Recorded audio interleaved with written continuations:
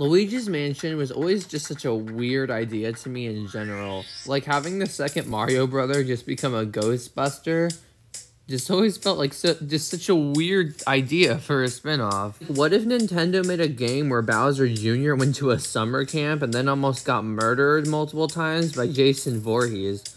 Well, anyway, despite everything, Luigi's Mansion did incredibly well, and now it has 2 sequels. Never played the original Luigi's Mansion on the GameCube, but I did play the 3DS remake, and I quite enjoyed it. I grew up with Dark Moon, and 3 is really good too. That being said, as the Luigi's Mansion series goes on, there is a certain element of the series that is consistently becoming more and more stale and predictable, and that element is King Boo. King Boo is the main antagonist of the Luigi's Mansion series. As the games continue, he's beginning to become more and more less threatening. In the first Luigi's Mansion game, Luigi gets a letter that says he won a mansion in a contest he didn't enter. Yet, Luigi believes it and calls Mario so they both can go to the mansion together. Mario gets to the mansion first, and he is immediately captured by King Boo. Mario is then imprisoned in a painting, and the rest of the game is about Luigi using a vacuum to try and save Mario. King Boo doesn't really do much in the game, but this is his first appearance, and I actually think that's a benefit. There's this really kind of mysterious, creepy aura around him that works pretty well. There's something I want to bring up though. King Boo mentions right before the final boss that the Mario brothers have caused him a lot of trouble in the past, but this is his first appearance in the Mario franchise, so what he is referring to is still unknown to this day. In the final boss, King Boo gets in a Bowser suit or something.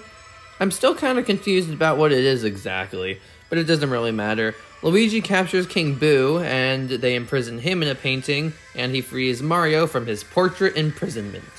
This brings us to Luigi's Mansion Dark Moon. In some reasons, it's called Luigi's Mansion 2, but in others, it's just called Luigi's Mansion Dark Moon. I have no idea why they just didn't call the game Luigi's Mansion 2, The Dark Moon. I think that would have worked fine, but whatever. In the opening cutscene of the game, we see this mysterious, shadowy figure go up and, you guessed it, break the Dark Moon. Unlike in the last game, which took place in Boo Woods, this game takes place in Evershade Valley. This so-called Dark Moon has a pacifying effect on the ghosts of Evershade Valley, which makes them nice. When this mysterious figure breaks the Dark Moon, it makes all the ghosts turn evil. And surprise, surprise, this mysterious figure was actually King Boo the entire time. For most of the game, Luigi and Professor Egad have no idea that King Boo is behind everything that's going on, but it's blatantly obvious to the player that you know it's King Boo.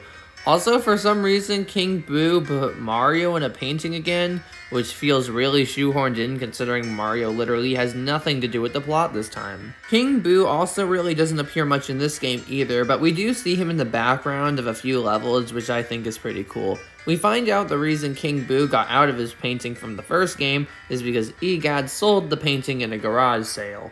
That doesn't even answer the fact of how he got out of the painting in the first place, because you need really specific technology in order to free something from a painting, and I'm just curious about who bought the painting, and who was stupid enough to free King Boo. Anyway, I digress. Right before the final boss, King Boo gives his little villain speech, and you know, all that stuff, but he does mention something interesting. He says that he wants to become the supreme ruler of the living world. Notice how he says your world, not our. So this brings up the question, is there a ghost world? What other worlds could he possibly be referring to? And I thought in the last game, the only reason he did all the evil stuff was to get revenge on the Mario brothers for some unknown thing they did to him in the past. Why does he want to take over the living world now? All of this is never explained. Then get a pretty decent final boss, and King Boo is captured again, Mario is freed, and Luigi fixes the Dark Moon, and all of the ghosts in Evershade Valley go back to normal. Now, I don't think it takes a genius to know that King Boo may have faltered a little bit in Dark Moon, but overall, that's nothing compared to what he's like in Luigi's Mansion 3. Luigi's Mansion 3 did a lot of good things for the series, and overall, it's a really good game, but One of the places where it really drops the ball is King Boo. The story of Luigi's Mansion 3 is that Luigi, Mario, Peach, and some Toads are invited to a hotel called the Last Resort. The hotel is owned by someone named Helen Gravely, who is actually a ghost, blah blah blah. And when you later find out that she's a massive fan of King Boo, Helen Gravely had freed King Boo from his imprisonment. Yeah, he was freed again, because of course he was. And then she tricked EGAD into coming to the hotel, and that's how she released him. You know, at least it's a better reason than how King Boo got out of the painting in, Dark Moon. Something I want to point out is that for some reason King Boo is really big in this game, and it's just never brought up or explained, and I just think that's really funny. Anyway, in the night when everyone is sleeping, King Boo puts Mario, Peach, and the Toads in paintings. Okay, so the trapping people and paintings thing, it was cool in the first game, and then it was fine in Dark Moon, but now it's just stale and boring. Like King Boo, can you literally not do anything else? It's boring now. Also, for some reason, King Boo didn't put Luigi in a painting while he was sleeping, even though he put everyone else in a painting while they were sleeping. He would have won instantly. The only reason he didn't do that was so he could have his grand entrance. But considering the fact he's already lost to Luigi 2 times, you think he would cut the bullshit. Luigi escapes King Boo, and you literally don't see him again until the final boss. Seriously. He appears, I'm pretty sure, in one cutscene right before the final boss, and that's it.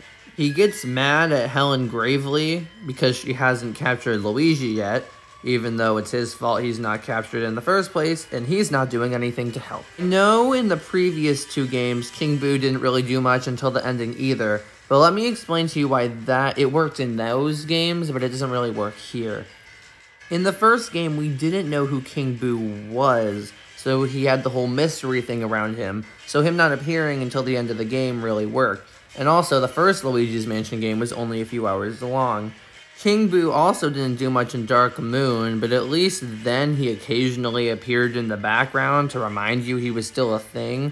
And he also did do a few things in that game before the final boss. In 3, he literally does nothing. King Boo used to be cool, but now look what he's been reduced to. He's honestly just pathetic.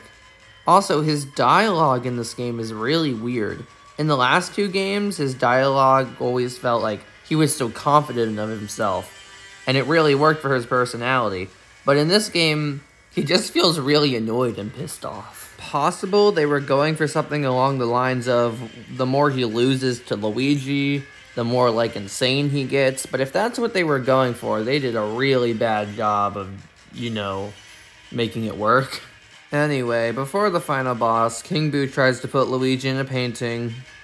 Again, he fails, and then we get a very easy and anticlimactic boss fight, just to rub some extra salt in the wound of King Boo sucking now. Helen Gravely had a much more fun and thrilling boss fight literally a few minutes ago.